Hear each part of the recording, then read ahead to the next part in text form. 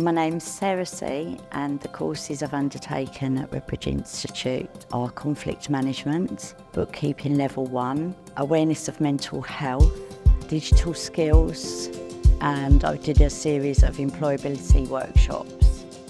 When I started the workshops in employability at the Institute, I was very aware that my CV was out of date by a number of years, and I thought it would be quite useful to engage with the team and get some help.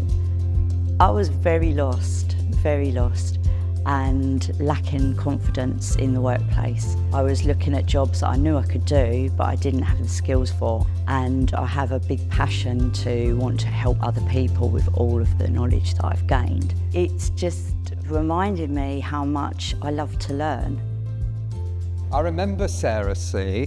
When I first met her, she hadn't done much employability work at all, and she wanted to join them really to gain some confidence because she was very quick on the uptake of answers, and that improved throughout that first workshop.